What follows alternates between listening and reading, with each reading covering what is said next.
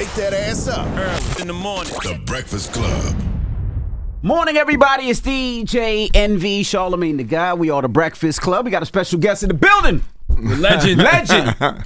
Comedian. Earthquake. Welcome, brother. Thank you, brothers. It's always an honor to be on this show, man. I look forward to it. It's always a highlight when I come mix with you brothers, man. Happy to have you here. How you feeling, first of all? Man, I'm blessed, man. Life is good. Things are good. Career's popping, so I'm good, man. I'm real good. Mm-hmm. You know, your name came up when recently when Katt Williams did his interview with Shannon Sharp. Yeah. Well, I want to talk about just that conversation, period. What has that conversation done for black comedy? Comedy, I don't think anything, because there wasn't no jokes in it. You understand? I'm in the joke-telling business. You know what I mean? So it didn't do anything, I think, for comedy. Personally speaking, me and him was cool. So, you know, I didn't know where that came from. Certain things he said about me, half was true, half was, was a lie, but to each his own. I don't even get into that part of it because, see, I'm a type of person, if I have a problem with you, Charlamagne, I'm going to call you. And man to man, and we either going to talk it out, we're going to duke it out, but we're going to handle it man to man. I don't talk behind people back, and that's what social media is. If you go into a platform and talk about a person without you addressing them yourself, when you have opportunities to get in contact with them, let it be known. So, I don't get into that. You know what I mean? I let him believe what he needs to believe. The reason I asked about what it did for black comedy, because I started seeing people having conversations about black comedy and black comedians that I don't think they were having before. Such as?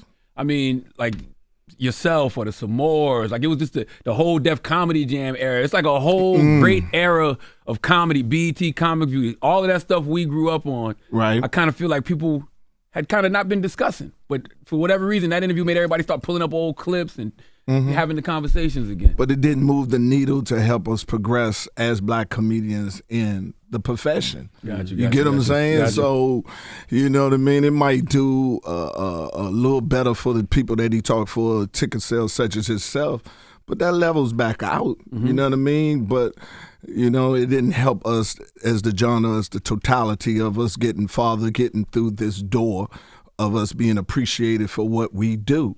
Unless you go into mainstream comedy clubs, us as black comedians, if we just, such as myself, predicate and just talk to my constituents, it takes a long time to get through that. And it didn't help anything with that. He definitely said you was funny, though. He said you was funny. He said nobody can say Earthquake not funny. He definitely said that. Yes. Yeah. And I appreciate that because it's the truth. Now, I was going to ask, you said you were cool, or you thought you were cool. Now, people are saying he did that to sell tickets. Some people said he was just venting, or some people it was just a lie just to create the controversy around him. And you know him. What? It's just weird. It just feel like it just came out of nowhere.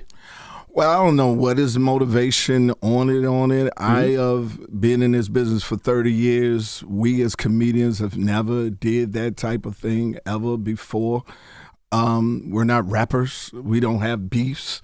You have a disagreement with a comic, we take it with the individual and handle it as such. Outside of just, doing that thing was the first time ever seeing it done. But we're in a new age now. Right. You know what I mean? It's a different age. And I don't know what the motivation of the brother is. When I first ran into Katt, he was the most phenomenal doing things that never been done in here. He was selling out Madison Square Garden type arenas on Tuesdays and Wednesdays. And that was never. I was coming into Oakland and they was like, Katt gonna be here. I said, what? I just got here. What he gonna do? He at this Friday? Like, nah, he Tuesday, Wednesday, and Thursday at where the Warriors play. I was like, oh my God. And then, his acting skills was on top because he was on Hill Street Blues doing the thing. So I have always admired his work and what it is. But see, I don't get into all that because I'm in the joke telling business, and as long as we talking about jokes, that's the only thing that I am into. I ain't in the pimp game, I ain't in the drug game, I ain't in none of that. I'm into the jokes. So if you have anything to say to me or anything to say to me, it should be right there in that category because that's the only thing that I am involved in the public platform of it. So the rest of that shit he can keep. Why do you say you can't read? Where did that come from? I don't know. I mean, y'all into terrestrial radio. First of all, it's a lie because I used to be a WBLS. You did radio for years. I did radio. And everybody in radio wants to be like y'all and be syndicated. Mm-hmm. But if you're not syndicated and you just got one goddamn station, only way you get some money off live reads in traffic and the rest of them. So it came to that. And another thing, 9th grade, I was picked to go to Georgetown in the Upper Bound program. Upper Bound ain't no joke. Upper Bound program. Thank you. Upper Quick. Bound program. Only reason I didn't make Upper Bound program is when they took me on the tour, they let me taste a fresh donut for the first time. And I ate it. I was like, oh my God, freshly squeezed orange juice. And I said, you can have all these? They said, yeah. I said, y'all keep on walking around. I'm going to stay right here near these donuts. Because I'm used to eating Hostess donuts, the little pack, the little powder. But I never had like a Dunkin' one. I'm like, oh my God, this is delicious. So yeah, I was Upper Bound program to be picked out of Georgetown to go to Georgetown in the 9th grade. So I don't know. Also in the military, as a air traffic controller, could have been an air traffic controller, but I wanted to get out of my mother's house. So I said, what job can I leave today to leave her house? They said, you can be air traffic controller. You can come back in 6 months and leave. I said, I need to leave today. What you got? They said, loading nuclear weapons. I said, I'll take it. You used to load nuclear weapons? Yeah, man, I dropped one. I'm trying to see 2 Live Crew. Man, stop playing. No, real talk. Barksdale Air Force Base. What? Yeah, trying to see 2 Live Crew. When Luke first came out, we dropped that because you have to change the ordinance to disguise from the Russians. What are you talking about? You dropped the bomb so you could get out to the club? No, I told them I wanted to go see Luke Friday. They put me on the schedule. I had already said I'm not going. So they say go out there, change the ordinance, and then you can leave. Of course, I've been doing this for 10 years. I'm like, all right, we don't need this. So I put it up, and we tell it move, the rack and everything. We ain't put all the grease fitting in it. Came down and hit. Boom! Everybody ran. I said, what y'all running for? A nuclear weapon? A nuke. I said, you hit the man, ground. Real quick, I don't believe this. I swear to God, I'll kiss somebody here. Listen to me, man. This is God, honest truth. God take my talent from everything on. My name is in the Pentagon under Broken Arrow. You understand what I'm saying? Yes. Why they call you Broken Arrow? That's what happened when you drop a nuke in the country. It's called a Broken Arrow. When there's a nuke on your own friendly soil and everything is an accident, it's called a Broken Arrow. So you radioactive right now? No, man. It's just, I told them. You understand? I'm in Barksdale, Louisiana, Shreveport, Louisiana. Yeah. This when Luke was at the height of his thing and had 150 bad chicks. Absolutely. I said, I'm going. And they sent me out here to change the ordinance on the plane. Mm-hmm. So they brought it on themselves. But the nuke clearly didn't go off. No, nuclear weapons are some of the most safest ordnance that you got. Conventionals are more difficult because they got to drop at a certain height and then hit the safe thing, safe on it. It's the most safe. But everybody ran. And then base commander came. No, we was on the flight line. We was on the flight line on the B-52, and you put it in the bomb bay to change it out, and it came down and hit the ground. Boom, everybody ran. I was like, what y'all running for? And then they came and got me. Base commander came, and then they took us to the hospital to do drug tests and everything to see if we high. Ain't find nothing but incompetence in my blood, and then they put me on the snack bar. Damn. They don't let me touch no more. No more nukes. No more planes or nothing. And people like, you stuck. I said, man, I don't care. E5 get the same amount of money as loading bombs as an E5 that pass out coffee. So the check ain't changed. It ain't hurt my feelings. So how was the concert? I didn't go. You didn't get to go? No, because I had to go to the hospital and get debrief and everything. And for 2 everything. days? For 3 days. What?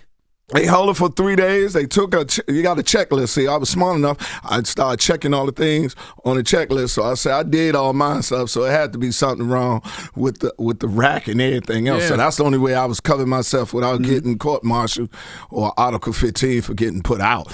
But I sat underneath the Tyrone, and all I thought is I ain't gonna get to see none of these hoes. Damn. And I've been waiting, and that's how it came. And it hit, boom, and it ran off. I don't know, man. A lot of people gonna say, man, Katt might have been right, man. You might have had to read something. and that's why it dropped. Fuck you and him. Nah, that was a motherfucker, boy. That when Luke was hot, man. Yeah. He was on field down New York. One of them things showing them chicks shaking and everything. And I was like, man, they finally gonna do a concert. They're 150. And Shreveport was a small town. Bossier City was a small town in that way. And we had no black women that looked that good in my facility, in my eyesight. So I was looking forward to it. And I told them I wasn't going. So they put us out there. Shout out to Sergeant Anderson, who called me about 2 weeks ago. He was also on the team when we dropped the nuke. Well, listen, you know you got to prove things to the internet, so go ahead and read that. Yeah, read that. It's a live read. Read it out loud. Katt Williams is a liar. That man can read. That man can read. They ain't play too much up there. See, they play, I know too when much I'm up fucking there. with y'all. It's live read. They play too much up there. I want to ask you about, one thing that's been coming up recently is comedians stealing jokes. True. Now, it seems like that would seem kind of something that's normal because, if you're talking about a car or you're talking about black versus white, it seems like a lot of it. So has that happened to you? I've been robbed more than any comedian on earth. I have. I have friends that have taken my jokes. I have friends that have called me and told me they have taken my jokes. I'll write another one. You know what I mean? Mm-hmm. This is what it's thing on to do. It happens. That's why I do not look at other comedians perform. Because I don't physically write, I mentally write. So I don't want to be contaminated with the thought. You could sit here and see another comedian tell a joke and subconsciously it'd be into you. Then you could sit here and get on stage and riff and come up with it and think you came up with it, but you previously saw somebody else do it. Mm-hmm. That's what happens. Sometimes it's only certain many subjects that is discovered. This is your version of OJ trial. This is your version of Trump. This is your version of Joe Biden. You know what I mean? So the shit happens. Me, myself, I just continue, I just replenish as they diminish, and I just keep on going with it. And the way I keep myself from even for that ever happening to me, I don't watch other comedians. I've heard people say that. I found that video with Bernie Mac very interesting because Bernie Mac was like, people are going to take your jokes. Like, yes. don't say your jokes around other comedians, especially the younger ones when the veterans are around. Well, veteran and the rest of them. But see, it's the beautiful with me is, and I'm blessed that I don't have to go to a club to work a joke out. You see what I'm saying? I can mentally see this is going to work, and I can apply it to my regular show as I'm doing it. Take one out, put a new one in, and continue to make the rotation go. Certain comedians don't have that process. They have to actually write it down and then try it on the stage, and then you have comedians in the back. Oh, I like that. And then they'll give you the thought pattern. They will give you their version of that thought pattern. This is what I would have said if I thought of that.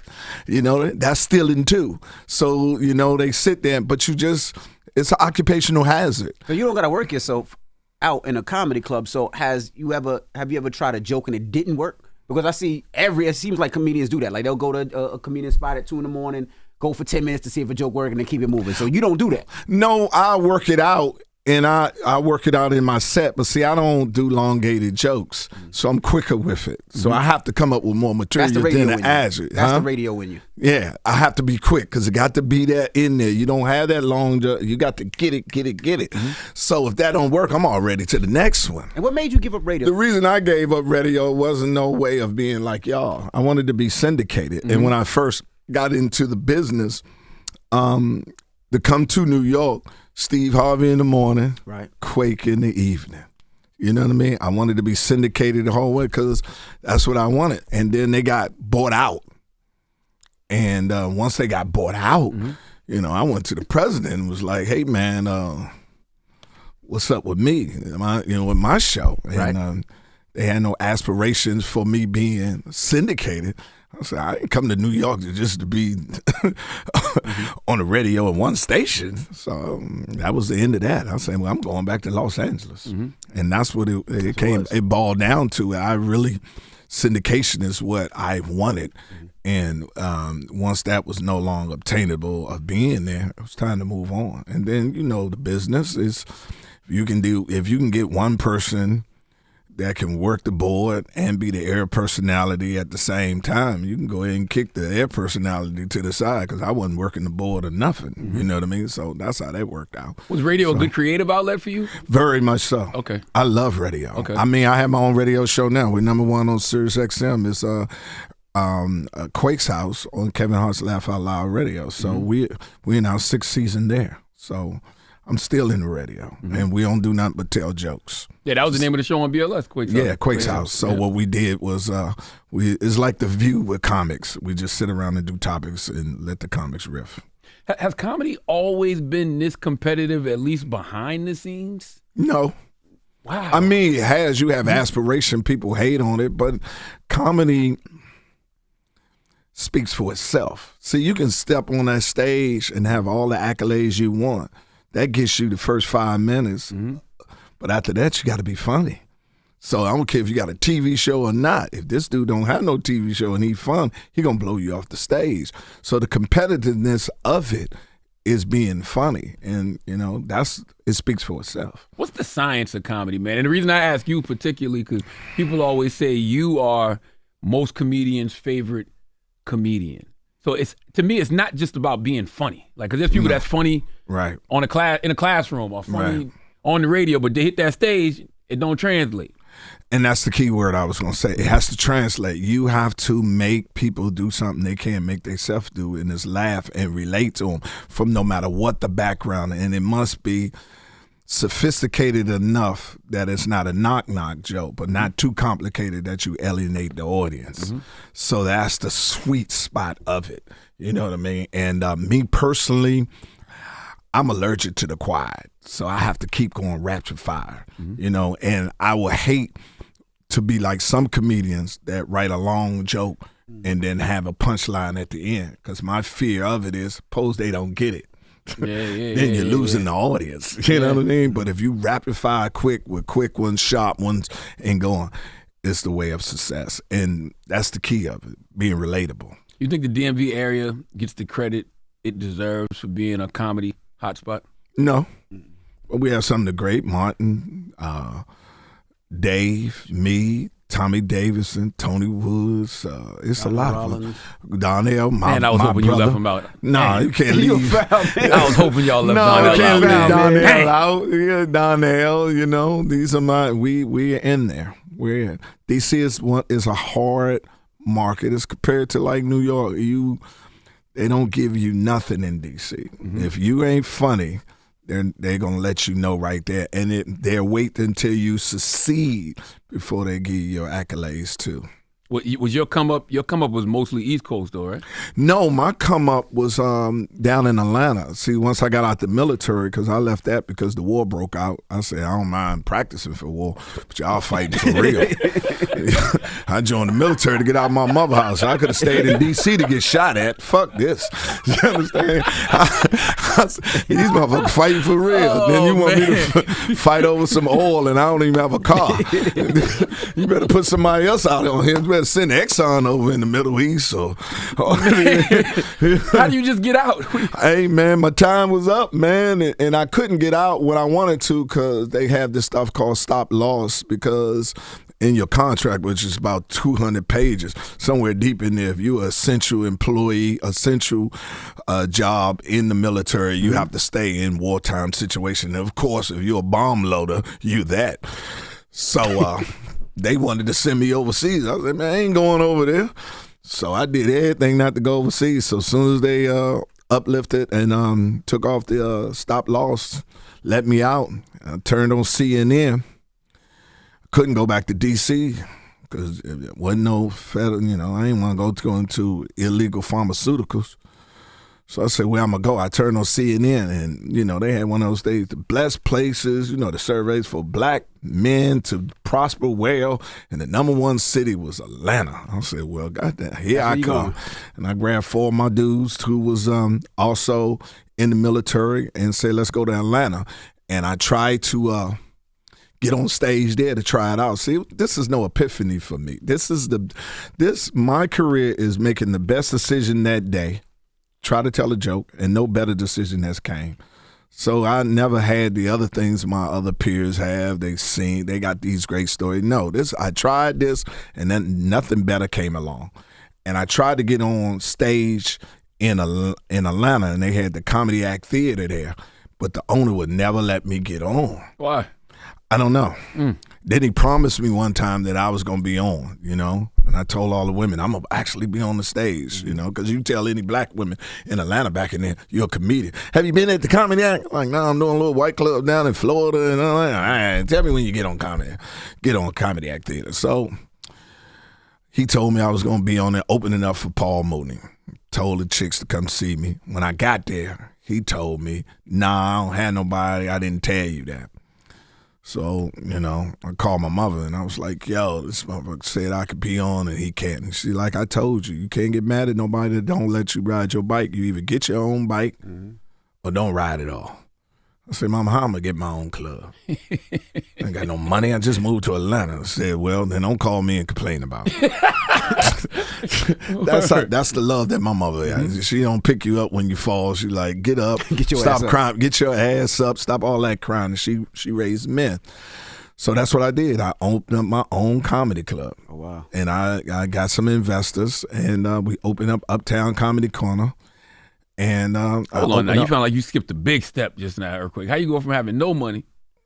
Well, what I did was I hooked up with it was this dude named Gary Abdu. He was opening. He had little one-nighters, and I said, "What you need to do? We need to do a black comedy club." So I took him to the Comedy Act and showed all the bad business that they was doing. They had 400 seats with 2 waitresses, no food, no nothing, and they brought the same comedians every week. So it was Ted Carpenter and Joe Torre, and they'll be there for the whole month. I said, if we go to a better place, bring some food in, bring it with the class, we can do it. So he went to go look for investors, and I went to go get investors. I went to Dion, all the athletes. Yeah, we be in Mexico. Yeah, boy, that's a good idea. Call his people up, they shoot me down. But Gary went and found the number 1 plastic surgeon in Atlanta, and he gave us $10,000. Say, if you could flip this $10,000, make some money, y'all can come back. So we went down to Birmingham, and that's how we discovered Ricky Smiley. And I seen Ricky. I was like, hey, man, we're going to do this. So it was me, Ricky, and him. And we flipped the money in Birmingham and brought it back. And then he gave us $500,000 to do the club. So you discovered Ricky like just in the comedy club? Or? Well, we discovered Ricky wanted to be a comedian, but at that time he was in church playing the organ. Mm-hmm.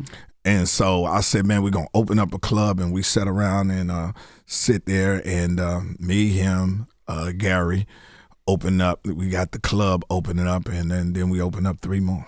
Wow. Yeah. So he gave you $10,000. That was the test to see if you were going to come back with it. Y'all came back with it, gave $500,000. Gave us $500,000, and we found a place, and we called it Uptown. Mm-hmm. You know, and that's why we called it Uptown, because they was downtown. They was down there, and the bad part of town, and so we called it Uptown, and the rest of it was history. And what they did was they told all the black comedians, if you work in his club, you can't work in mine. So that's how I became great, because I had to do all the time myself, because none of the black comics would do it. Mm-hmm. And it was a blessing and a curse at the same time. Was Comic View your big break?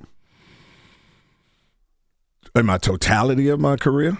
Or just at that point? At that time, Comic View. Mm-hmm. Comic View was my big break. That's where everybody, and I could tell Quake fans when they come say, I want to put your in your mama name. Mm-hmm. You know, when I know that, then I mean they was original Quake fans. How do you feel about them bringing back Comic View? You think that it was great. I was there when they was filming it with Mike and Kev. Mm-hmm. Any platform that allowed the genre to expand and give opportunities, I'm all for. And I participated, and I've done that my whole career with my radio show and me doing the club and everything else to expand it, because it's a great art form. It's this vitriol that's going on, that is not what the job description of. We bring joy and sit here and make more people laugh. What do you think happened to comedy at one time? Because at one time you would see the Comic View, you see the Def Comedy Jam. It was all over TV. It was fun. It was cultural. And then there was a time where it just went away. What do you think that was? Now I'm seeing it's. I think Netflix is doing a good job of bringing comedians out that people haven't seen or heard or giving them specials. So what do you think was that moment where comedy kind of died for a little Well, bit? I think it's always been a vehicle for the others. Now, not for us. I think, we haven't invested in ourselves. Certain people get in the door and they just don't give back, and they forget how they got there. You know what I mean? And provide opportunities for other people. And, I'm glad Kev brought Comic View back, and I wish somebody else bring Def Jam back, because these are the times that we're about to go into. We need that voice from a comedian to put laughter to this sorrow that's coming. I don't think people want to take the risk. Like, when I talk to a lot of comedians that I admire, like the first thing they say, like, man, I ain't going on TV with my shit, because like they still want to talk the way they talk on stage. They don't want to bring that to television and then risk everybody on Twitter. Oh, you cancel him and cancel her. Taking his sponsorship. The cancel part of it, if you're true into your conviction and you're standing on that foundation, it should be cool. You know what I mean? When you just going out to be controversy for the fact of controversial, I think it is. Explain your point. Explain where you coming from. And if it's true, I personally feel, is if it's root in your belief, then something just like your jokes, you're going to find an audience that agree with you. And you're going to find an audience that don't. That's what I feel the whole time of. And the thought about it is, you don't have to go on stage. Executive producer, give it up to the next up and coming and give them a shine. That's right. You know what I mean? You don't have to be. Put your name on it. You can walk in there and they say, hey, Quake, we want to do 3 movies. I want to do 3 movies, but I also want to do this comedy show. And I got this young comedian that I want to host it all for. How much is going to cost? What's the budget would you give me for that? And I'll make it work on that for the opportunity, because there's so many different platforms that you can give for that younger comedian to get on to and get on. And I think Kev has did a great job on that too, because he was putting out special with different people. There's certain people that gives opportunities to other people, and certain people get through the door and lock the motherfucker short and say, ain't nobody else outside. Well, was it true? I mean, Dave did that for you too, though. Yes, he did. Yeah, Gave me my biggest break in my career. Really? The Netflix stand-up special? Yeah. Really? Oh. Changed my life. Really? Oh, yeah. I mean, he was the only one. All the rest of them say he's funny, he's great now, but he was the only one to bring it in there and say, this man is who it is, and stood on it and didn't. It's easy to put somebody on that don't have the possibility to be even with you or surpass you. But it's hard when you say this man is equally as talented or might even be better, and I'm going to give it to him like somebody else gave a shot to me, and very few of them does that. And Dave gave that to me. Matter of fact, we're going to do another one because of him. Netflix came and gave me an offer for a new one that I'm going to do this year. Wow. How did that conversation happen with you and Dave? Was it, y'all had a great... You wanted to do a Netflix special, or he reached out to you? How did that conversation happen? He called me. I really thought he was punking me. I thought it was a punk because, I thought it was a prank. And they called me up and they said, Dave Chappelle wants permission to get your number because he wants to call you. My agent called because he wants to produce your special. Oh, yeah, right. And then he got, hey, man, I got you. We're going to do it. I was like, all right, man. And it was the rest of it. It was Stan Lathan, you know what I'm saying? And the whole team he has, he knows how to shoot it. And it changed my life. And I knew this was a career-defining opportunity. And I addressed it as such. I was that serious with it. How did it change your life? Like what? Changed my life by international profile. International profile, exactly. I went on tour with him, Chris Rock, over in Europe, and to hear Nobody looked like me. Screaming my name in a foreign country coming from Southeast D.C. was amazing. Liverpool. We went to so many different countries, London and all the rest of it. And then it got me in to Netflix for them to sponsor my next special and able to do more business because they are the premier one when it comes to doing comedy specials. Wow.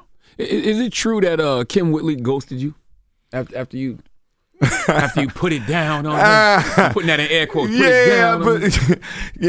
I get her on that. Me and Kim used to date for a brief, so she ghosted me out there. She hit me and left me. Damn. You might not have put it down like you thought you did, didn't you? Hey, man, I'm a king. I don't pay for dinner and satisfy you. You got to... You gotta pick one. Huh? You gotta pick one. I'm King Joffrey now. You gotta take care of the king, man. Yeah. So it was a one-time thing? Yeah, we dated one time. But Kim did more for me than anything. When I first had my biggest break before that time, my TV show on ABC, and Kim came and helped me navigate through that because I had a lot of people around me that wasn't good for me, and she came in and showed me how to do TV, and reiterated what I know now is, I'm not an actor, I'm a movie star, and there's a difference. What's the difference? Ed told me this, and now I understand it. An actor. Ed who? Eddie Murphy. Eddie Murphy. Okay. Yeah, Ed. He said a movie star is a person that already has the content. An actor is a person you have to give the content to. See what I'm saying? We're walking content. So when you tell me something to read, which I do, I would say, that's not how I would say it. I would say it like this, and I know the best way to say this because I'm in the front line saying this to people every day. That's right. An actor will sit here and just interpret and say, okay, I'm going to digest what you say and formulate it to your specifications so it'll be said the way you wrote it. And that's where it was a trend. I wouldn't talk like this. So if you have people that's not, they give you a show in your image based upon what you say, we're going to do a show about earthquake about your life. And then you got people that don't know nothing about your life, right? And say, this is how you say it. And you don't have the authority to change that writer's, the way it's written, then you'll struggle with that part of it. So you have to say, forget it. And she was the one that on the set while I was filming my pilot for ABC, pulled me to the side and say it how you want to say it. This show. And once she empowered me with that, it took off, but it didn't get picked up. Man, that's so interesting what you said, because when I think about Eddie Murphy, I think about him in, I don't know if it was Beverly Hills Cop or 48 Hours, but one of them roles wasn't for him. It was for Sylvester Stallone or somebody. Right. And just him being him, he went in there and did it. Made it his. Like, when now you think about that, it's like, oh, that is, okay, I get that. I mean, look at it always. Chris Tucker played Chris Tucker. Yeah. When you get Kevin, every comedian who had the biggest movies, they was playing themselves in that fictitious role. You allow him, why hire him? For the reason you picked him. Right. You didn't pick him because he's an actor. You didn't go to none of these schools, Juilliard, Harvard, none of these theaters. You picked him because he's an individual talent. So why would you bring him in and then put him in this square? It just never made sense. And some of the biggest stars has always been comedians, but they always been themselves. Right. Adam Sandler, all of them, they play themselves. So they are movie stars. They're not actors. You put them in a fictitious. How would Ice Cube be in this situation? How would Kevin Hart be in this situation?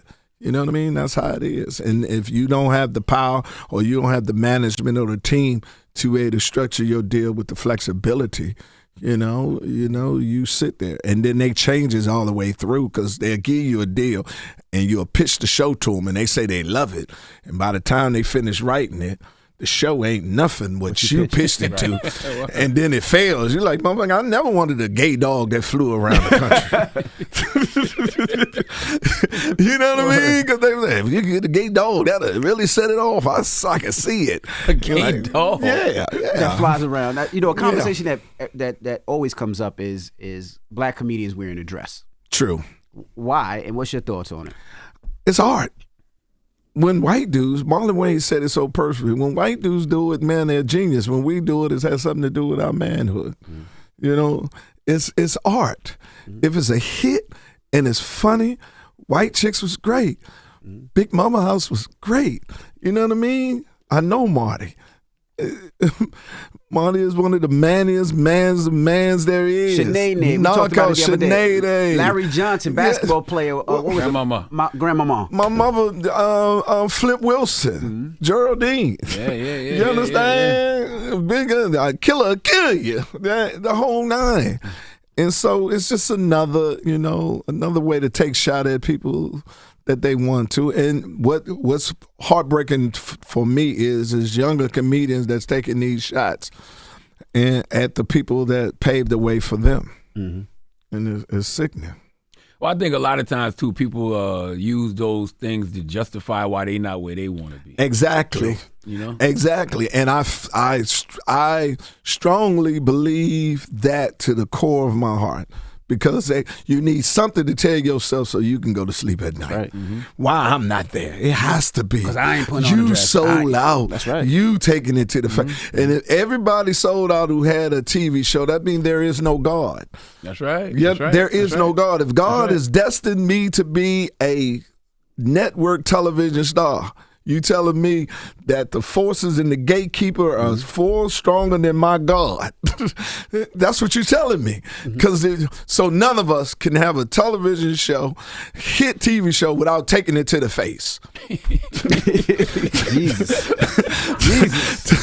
Taking it to the face. Right. You know what's so crazy, though? But when you watch these shows that we like, right? I don't care if it was Cosby Show, Martin, Family Matters, Different World, Living Single. They were great shows. Exactly. Absolutely. These people are talented. Yes. And most of these people still are doing what they're doing now. They still have some type of success. Exactly. And that's what it is, because it takes a long time to get there. Do you know how hard it is to have a hit TV show? Yeah. Of course. You understand what I'm saying? They just don't get these away. These ain't. It's like hitting the lottery. That's right. It is like hitting the lottery, the chances that you're going to get a TV show. First of all, get the deal that they pick you out of all the other comedians out here. Then you get a great enough team around. And then at first y'all come together to get the chemistry. And it translate. And then you'll have no executive saying, well, it didn't do this, let me cut you. Before he got a chance to get on his legs. You know what I mean? To go, man. You got a better chance of hitting the lottery than having a hit TV show. And the key word is hit. Yes. By the way, it's hard to even sell one. True. It's hard to get it greenlit. Thank you. It's hard, and once it gets on TV, it's no guarantee it's going to be a success. Every year, for the first 3 years, you're on pins and needles. You don't get comfortable till the 4th or maybe the 5th. At that time, they already see it's time for it to go syndicated. We can go and get these 100 going to make it, and we're going way through. But after that first year when you get in, you good with it. Boom, you gone. The second year, if it don't, second year they can let you go. The third year, the head of the studio who love your show, he gets fired. They bring in a new dude. I hated your show, DJ. If you get that shit over here, you know what I mean? And you gone. Didn't you, like a couple years ago, it was you, DL, didn't somebody pick y'all up? Yeah, we had deals. Didn't get through. Then I had a deal from the Netflix. Everything. New special, new TV show, all that. Then these niggas going strike. You're like, God damn. You know, so now we back at it again, negotiating for my TV show, my special, and the rest of it. That's just where it is. Now you got to formulate a good team, casting out. I mean, Martin did it. He had Gina, he had Pam. This was seasonal actress that he could lean on to learn it while the time they carry it, and it's beautiful. You just hope that the stars line up for you too. That's right. I was going to ask. Every comedian always asks, do you remember your best show and your worst show? Best show.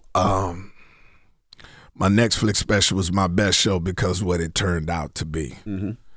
My worst show was North Carolina AT&T. Because, see, it's hard for me to tell jokes to people that never had a job. College. Yeah, college kids. AT&T, yeah. Yep. Yeah, it's hard to relate to that type of thing, So that was my worst show. You know what I mean? Do you care about making the transition from stand-up to TV? And it's A&T, not AT&T, A&T. A&T, okay. AT&T. A&T. Yes and no. Mm-hmm. I don't think commercial success define if you're great or not as a stand-up comedian or made it or not. The yes part, I want that money. Mm-hmm. I want that success of the financial security that comes along with it, and the comfortability of being home Monday through Friday, stepping on a stage and doing my product, and then coming back home. The road is good, but it's tiresome. You know what I mean? The money is great, but it's tiresome at this point. And been doing it over 30-something years. I am coming to this point. How do I make as much money as I can this next 5 years and get the hell out? Hey, talk to us about the difference between being broke and in debt, because you said at one point you were in the hole for $3 million. Yeah, man. See, being broke, that means you just ain't got no money. In debt mean even if you got some money, you gotta give it to somebody else. You understand what I'm saying? That's the difference on it. And I was in debt because I was playing the game a lot of entertainers do. When I blow, I would take care of Uncle Sam during that time. Oh, and it never came. You know what I mean? And Uncle Sam don't play. So now, it didn't come to fruition on that point of blowing at that point. So now I just put the money to the side knowing, around April, I'm going to get molested financially. And when Uncle Sam comes, Uncle Sam comes. Oh, he comes. And they average up. They don't average up. They average up. Mm-hmm. And they let you. And see, the thing about Uncle Sam's so good about it, he a sleeper cell. He allows you not to pay him until you fall off. Then he comes see you. Yeah. And it's not the money that you owe him that gets you. It's the penalties and the interest. Yes, yeah. It's usually more than the principal. So the best thing is, so I like, okay, once it took me to get out, it took me about 6 years to get out of that hole. You owe Uncle Sam $3 million? Yeah, I owed them $3 million. Jesus Christ. Mm-hmm. Got all of it under, Thinking about it now, I feel like it'll stress you out a little bit. No, I mean, that's why I'm an independent. I don't believe that taxation, you should not have to give 40% of anything to anybody. If I gave 40% out of every dollar to alcohol, I'd be an alcoholic. If I gave 40% of my dollar to drugs, I'd be a drug addict. So why is it cool for the government to get 40? And by the way, I wouldn't have no problem with it if I saw that money actually going to our communities. True. If I saw it going to our communities and, our schools was better and people could afford better housing, because whatever it is, people had free health care, I wouldn't have no problem with it. I would still have a problem with it. Well, and I'm gonna tell you why, because there's so many billionaires and millionaires that pay no taxes, right? True. And they let them slide, and these are companies that had generational wealth, white companies that had this for 20, 30 years, haven't paid taxes. When you look at Donald Trump, and Donald Trump says he paid $10 in tax for the year. True. And then you look at yourself, but then you see what Donald Trump is worth. You say, ain't no goddamn way. Ain't no goddamn. And on that part of it, I wouldn't have no problem doing all that too if I utilize some of the things. If I ain't got no kids, I shouldn't be paying no goddamn public school money. I ain't got no kid in public school. And if my kid is in private school, fuck, I'm paying for public school. You know what I'm saying? Certain services, if I'm not utilizing them, I shouldn't have to pay for them. You know what I mean? And that's what I think. They should break it down to just as simple. In the United States, the American dream is free. Only thing the government going to take care of your health care and your education. Other than that, you're on your own. I thought about that too in regards to when people talk about reparations. It's like, if you make a certain amount of money, just don't tax me. Exactly. Don't tax me. I'm saying if you're a black person that make a certain amount. Now, Black person. Now, They do that to the white people all the time. But I'm saying if you're black and you don't have a certain amount of money, yes, you give them Reparations. But if you're black and you make a certain amount of money, just don't tax me. Don't tax me. I'm good. I'm with that. Yeah, That's a man. great ass idea. I'm with you. Yeah. Do you still consider yourself a Republican? No. I'm an independent. Okay. Me and Cheryl Underwood used to be the only comedians back in the day that was Republican. But now since the Republican has been hijacked by the MAGA, I had to tap the fuck out. I tell folks that all the time. I said if even though I feel like Republicans have always been the party of white supremacy, but if traditional conservative values came back as opposed to this MAGA stuff, I think right now people are looking for something different so bad that you'd see a lot more black and brown people going to be Republican. I mean, if you really look at it, black people we are the most conservative people. We believe in God. We believe in less government, which is the police. Mm-hmm. You understand? And we believe in personal responsibility, even if some of us don't. Mm-hmm. So that used to be the doctrine for the Republican Party back in the day when I was in the military, and strong military, which they gave us a raise all the time. Mm-hmm. So that what made me a Republican back in the day. Yeah, I feel I'm an independent too. I can't. I feel like both parties are full of shit, but clearly what we seeing on the Republican side right now, that's something we ain't never seen before. Oh, that's fascism all day. Oh yeah, he gonna win. You think so? Oh yeah. Mm-hmm. Oh fuck yeah. I feel like that some days, but then some days I'm like, man, he ain't won nothing since 2016. No, but he wasn't never on the ballot. He on the ballot this time. Damn. And Joe, man, any day I was watching President Joe Biden do a speech, and I swore an angel just go by his head. I said, they about to pick him up any day now. I got an angel just gonna come grab him up. I got a homeboy who said, man, every day I wake up and pray for Joe Biden good health. Oh, man. Well, you better keep praying him. Because he on the call log. Man, stop, man. He on the call log, man. You see him? You say the black dude from the Crossroads video with the long coat and the shades is at the door? Boom, boom, boom, boom, boom. What you gonna do? Ain't nowhere to hide. Lord when judgment look for Joe, looking for Joe. Joe. I tell you, I saw the angel. He was flying by him. I said, oh, Lord, he on the pickup squad. Lord have mercy. Well, Earthquake's going to be at Sony Hall tonight and tomorrow. That's Get right. your tickets if you haven't got them already. And we appreciate you for joining us, brother. Man, thank y'all for having me. Please follow me at The Real Earthquake. And I love you, brother. Keep doing what you're doing, man. Appreciate you too, my brother. Thank you, God brother. bless y'all. It's Earthquake. It's the Breakfast Club. Good morning. Wake that ass up. In the morning. The Breakfast Club.